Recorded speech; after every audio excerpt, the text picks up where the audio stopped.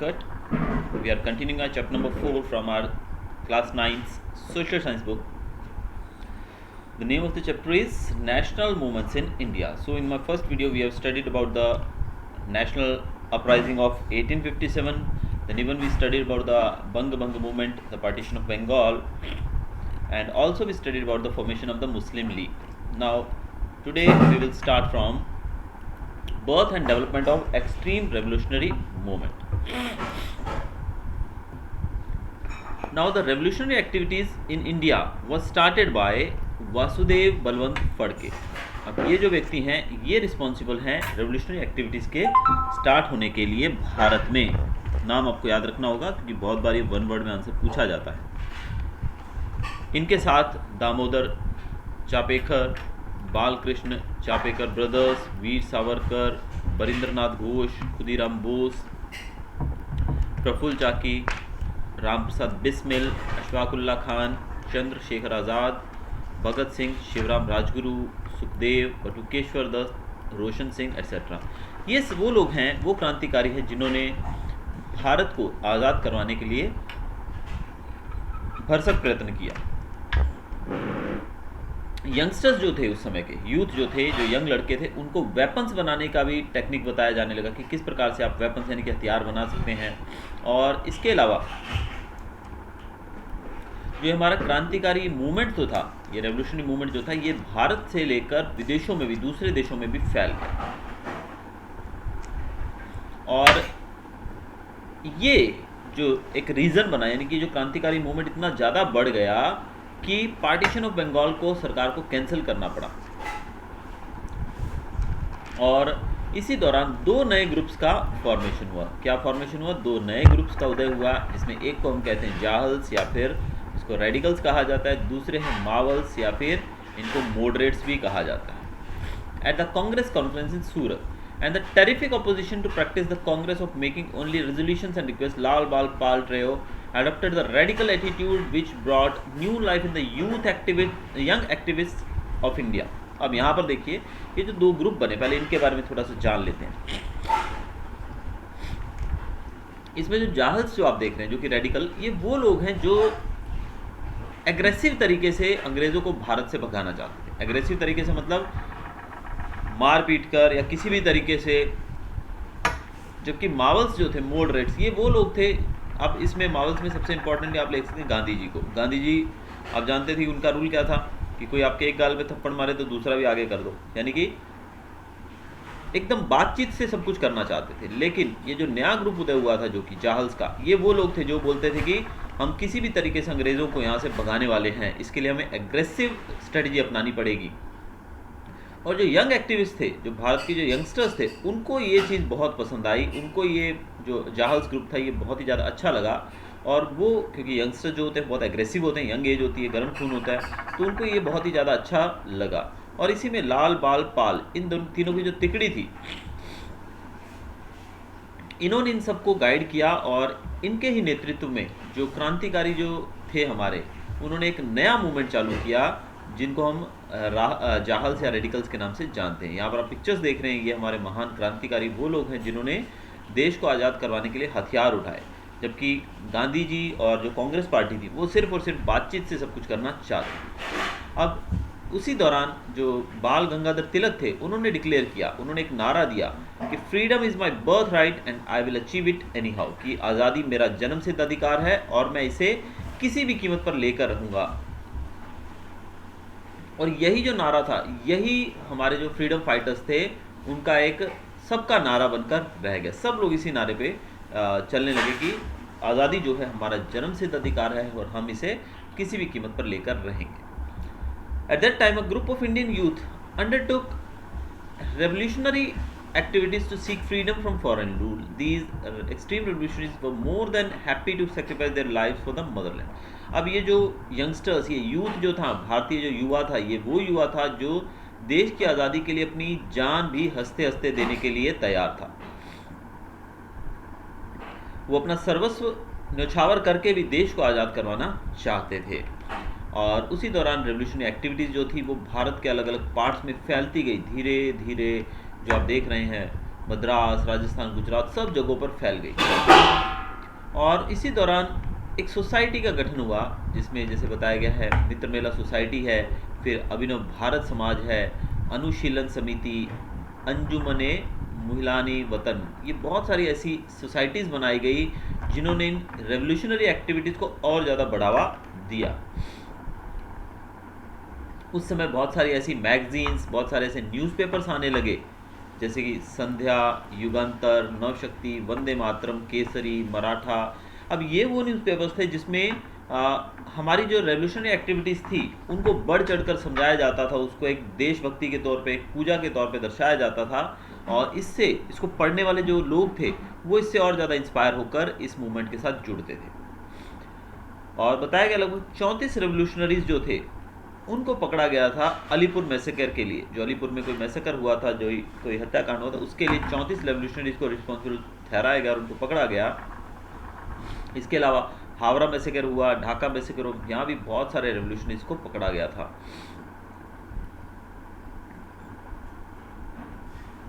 Lord Hardinge जो थे उनकी बग्गी के ऊपर बम फेंका गया था दिल्ली में उनको मारने के लिए। Dropping bomb on viceroy Minto, viceroy Minto की बग्गी के ऊपर भी बम फेंका गया था 13 नवंबर 1909 को रायपुर दरवाजा अहमदाबाद में। तो ये कुछ एग्जाम्पल्स थे जो हमको बताते हैं कि भारत के जो स्वतंत्रता संग्राम था वो एक नया मोड़ ले रहा था। यानी कि अब तक जो वो लोग जो सिर्फ और सिर्फ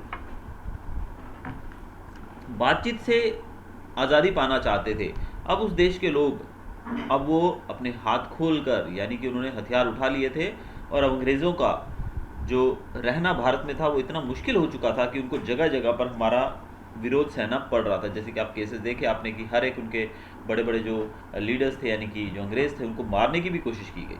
अब इसकी सेकंड स्टेज की बात की जाए तो उसमें काकोरी लूट केस को भी दर्शाया गया है। काकोरी लूट केस के बारे में अगर आप डिटेल में जानना चाहते हैं तो बहुत सारी मूवीज़ हमारी बनी है, उनके अंदर ये लूट केस जो है ये हर बार दिखाया ही जाता है। काकोरी लूट केस, ये काकोरी के पास रेल जो थी, ट्रेन जो थी, जिसमें शाही खजाना, यानी कि जो अंग्रेज़ जो थे उनका पैसा जा रहा था, काफ़ी सारा खजाना जो कि वो अपने देश इंग्लैंड भेज रहे थे, हमारा पैसा वो वहाँ से ले जाया जा रहा था। तो हमारे रेवोल्यूशनरीज ने प्लान किया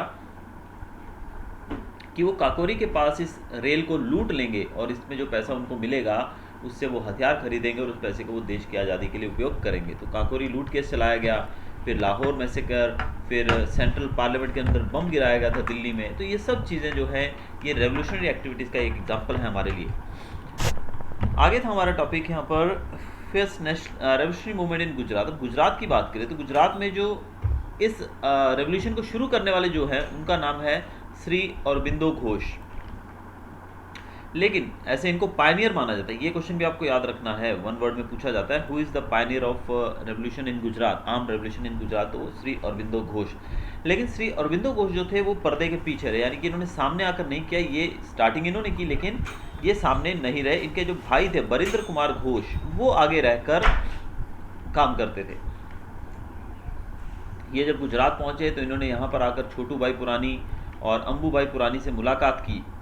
इसके अलावा ये साकरिया स्वामी से भी मिले। साकरिया स्वामी वो थे जो कि झांसी की रानी के साथ 1857 की क्रांति में लड़ चुके थे।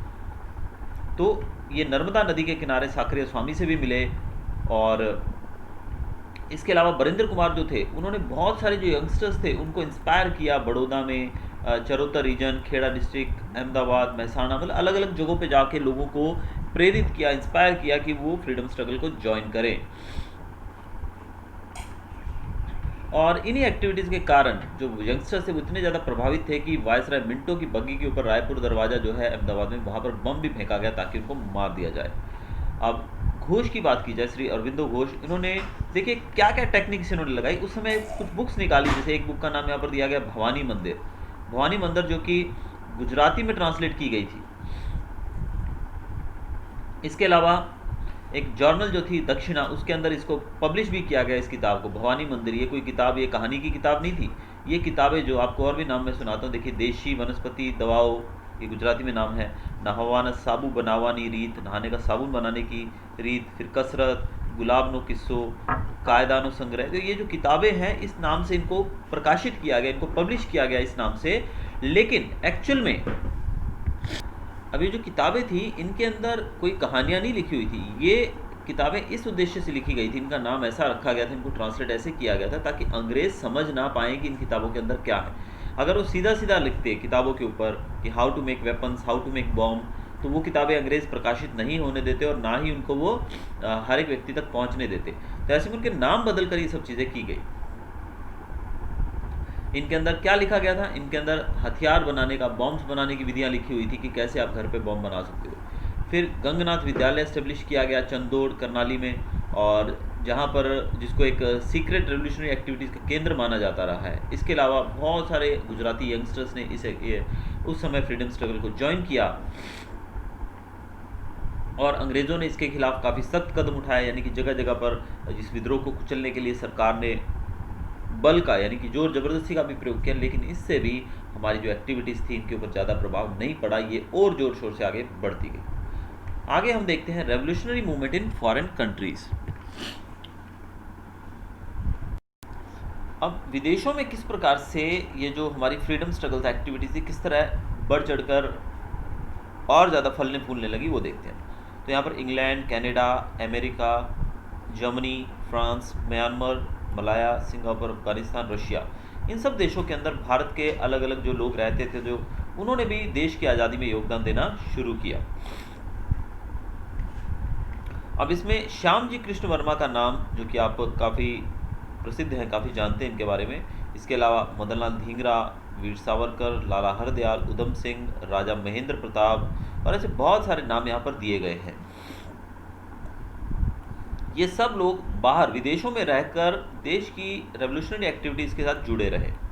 अब इसी दौरान इन्होंने क्या किया, ये क्या करते थे वहाँ से, ये पिस्टल्स, यानी कि जो हथियार, देखिए हमारे पास हथियार नहीं होते थे उस समय, तो पिस्टल्स जैसे इंग्लैंड से वो इंडिया भेजते थे। जो बेडिंग्स आती थी ना, जो खाना बनाने वाले कुक्स होते हैं, जो अंग्रेज़ों के लिए खाना बनाते थे, तो उनको शिप्स के द्वारा यहाँ पहुँचाया जाता था ताकि वो अंग्रेज़ों के लिए खाना बना सकें।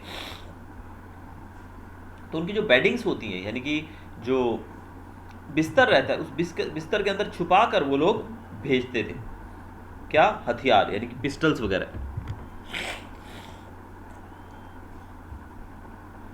तो इस तरीके से हथियार, यानी कि पिस्तौल वगैरह, उनके बेडिंग्स, उनके बिस्तरों के अंदर छुपाकर भारत में भेजा जाता था। इसके अलावा जो मदन लाल ढींगरा थे, उन्होंने विलियम विली को मार दिया, जो कि रेवोल्यूशनरीज़ को बहुत ज़्यादा क्रिटिसाइज़ करते थे, बहुत ज़्यादा उनका अपमान करते थे। फिर 1907 की बात की जाए तो इंडियन इंडिपेंडेंस लीग IIL की स्थापना की गई कैलिफोर्निया, अमेरिका के अंदर। ये जो IIL है, इंडियन इंडिपेंडेंस लीग, इसको बाद में जाकर नाम मिला गदर पार्टी का, लाला हरदयाल के द्वारा। लाला हरदयाल ने इनका नाम रखा गदर पार्टी, और उन्होंने एक वीकली, यानी कि एक वीक में एक बार आने वाला एक न्यूज़पेपर भी शुरू किया इसके नाम से, गदर। और ये गदर जो था ये 4 भाषाओं में छपता था। तारकनाथ दास, करतार सिंह, इन्होंने भी एक्टिविटीज़ को ज्वाइन किया। इसके अलावा चंपक रमन पिल्लई, इन्होंने हिंद राष्ट्रीय स्वयंसेवक दल बनाया जर्मनी के अंदर, और प्लान बनाया गया कि किस प्रकार से इंडिया पे अटैक किया जाए इराक को हेडक्वार्टर बनाकर 1907 में। देखिए बहुत ज़्यादा मतलब भरसक प्रयास किया गया विदेशों में रहकर भी भारतीय लोगों के द्वारा कि इराक को हेडक्वार्टर बना के हम भारत के ऊपर अटैक करेंगे और अंग्रेज़ों को वहाँ से भगा देंगे। और यहाँ पर एक कॉन्फ्रेंस हुई थी, इंटरनेशनल सोशलिस्ट कॉन्फ्रेंस, जो कि स्टटगार्ड जर्मनी में हुई थी। वहाँ पर सबसे पहली बार हमारा जो नेशनल फ्लैग था वो लहराया गया था मैडम कामा के द्वारा। आपको ये याद रखना है, सबसे पहले जो नेशनल फ्लैग बनाया गया था वो मैडम कामा के द्वारा बनाया गया था, और इसको स्टटगार्ड जर्मनी में जो इंटरनेशनल सोशलिस्ट कॉन्फ्रेंस हुई थी वहाँ पर पहली बार दर्शाया गया था, लहराया गया था। इसके अलावा राजा महेंद्र प्रताप जो थे, उन्होंने प्रोविजनल इंडिपेंडेंट गवर्नमेंट बनाई अंडर राष्ट्र प्रमुख इन अफगानिस्तान, जिसके अंदर बरकतुल्ला, अबिदुल्ला, मौलाना बशीर, शमशेर सिंह, डॉक्टर माथुर सिंह, ये सब लोग थे उनके साथ। दिस गवर्नमेंट मेड एफर्ट्स, अब ये जो गवर्नमेंट यहाँ पर बनाई गई थी अफगानिस्तान में रहकर, इन्होंने रशिया की मदद से, ईरान और तुर्की की मदद से, मतलब ऐसे देशों की मदद से भारत को आज़ाद करवाने के लिए काम किया जो कि अंग्रेज़ों के खिलाफ थे। इवन इन्होंने तुर्की के जो चीफ थे अनवर पाशा और वहाँ के गवर्नर थे, उनसे भी मुलाकात की, और एक कॉन्स्पिरेसी, यानी कि एक षड्यंत्र रचा, एक ऐसा एक मतलब मैसेज उनको दिया, गालिबनामा, जो कि रेशमी रुमाल के ऊपर लिखा गया था। किसके ऊपर? सिल्क हैंडकरचीफ, रेशमी रुमाल के ऊपर गालिबनामा लिखकर उनको भेजा, और इसमें कहा गया था सब मुस्लिम्स को, ऑल मुस्लिम्स, जितने भी दुनिया में रहने वाले मुस्लिम्स हैं वो सब यूनाइटेड हो, एक हो जाएं अगेंस्ट द क्रिश्चियंस, यानी क्रिश्चियंस के खिलाफ वो एक हो जाएं। क्रिश्चियंस मतलब अंग्रेज़ों के खिलाफ ही हम कह सकते हैं। इसके अलावा राजा महेंद्र प्रताप जो थे, इन्होंने एक गोल्डन स्ट्रिप भेजी। गोल्डन स्ट्रिप मतलब एक सोने की स्ट्रिप भेजी, किसको? रशिया के जो राजा थे जार, जिसके बारे में आप पढ़ चुके हैं हमारे शायद रशियन रेवोल्यूशन के अंदर जी। तो जार जो थे उनको भेजा, और जार्स को इन्होंने रिक्वेस्ट की कि इंग्लैंड के साथ इनके जितने भी रिश्ते हैं उनको ये तोड़ लें। यानी कि हमने देखा कि पूरे दुनिया के अंदर कोशिश की जाने लगी कि अंग्रेज़ों को किसी प्रकार से भारत से निकालने की कोशिश, मतलब प्रयास किया गया, और किसी तरीके से इनको यहाँ से निकाला जाए, ऐसी पूरी कोशिश की गई हमारे रेवोल्यूशनरीज के द्वारा। इसके अलावा जो रशिया के रेवोल्यूशनरी थे ट्रॉट्स्की, इन्होंने शपथ ली कि ये भारतीय रेवोल्यूशनरीज को, भारतीय क्रांतिकारियों को हर कीमत पे हर मुमकिन सपोर्ट देंगे। कौन थे ये? ट्रॉट्स्की। फिर सोहनलाल पाठक जो कि बर्मा में थे, परमानंद जो कि सिंगापुर में थे, इन्होंने अपनी अपनी जगहों पर जहाँ जिस जिस देश में ये लोग थे, इन्होंने वहाँ रहकर देश को आज़ाद करवाने के लिए काम जारी रखा।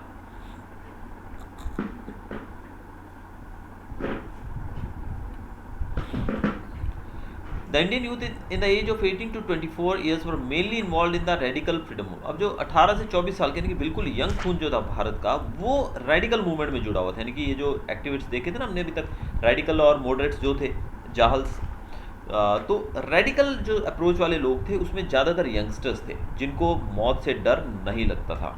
जब उनको पकड़ा जाता, सपोज वो पकड़े भी जाते थे, तो वो इंकलाब जिंदाबाद के नारे लगाते हुए, वंदे मातरम के नारे लगाते हुए फांसी के फंदे पे चढ़ने के लिए भी हंसते हंसते तैयार रहते थे। आगे हम पढ़ने जा रहे हैं मॉर्ले मिंटो रिफॉर्म्स के बारे में। अंग्रेज़ों ने एक पॉलिसी अपनाई, डिवाइड एंड रूल की, हिंदू और मुस्लिम्स को आपस में लड़ाने की। Under the leadership of Aga Khan, Muslim delegation met viceroy Minto. Aga Khan की लीडरशिप में मुस्लिमों का एक ग्रुप था, वो वायसरॉय मिंटो से मिला, और मॉर्ले वॉज द इंडियन वजीर। उस समय मॉर्ले जो थे भारत के वजीर थे इस समय, और यहाँ पर कुछ बदलाव किए गए।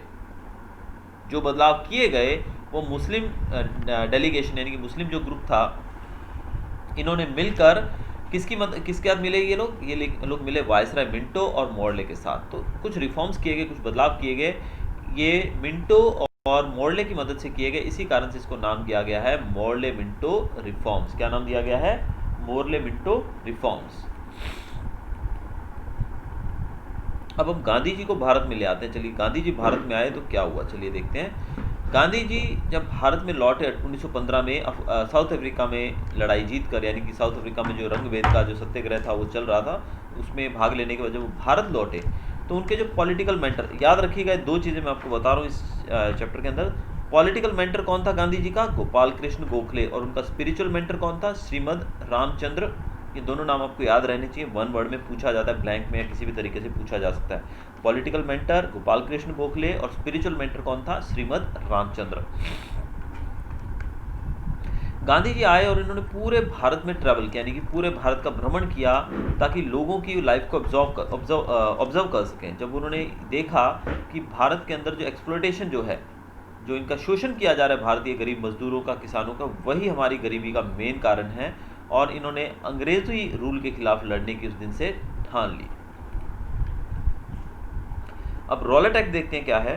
The British government formed the Rowlatt act under the chairmanship of Rowlatt the minister of law. Rowlatt जो कि लॉ मिनिस्टर थे, उनकी चेयरमैनशिप में इन्होंने एक एक्ट बनाया जिसको कहा जाता है रॉलेट एक्ट।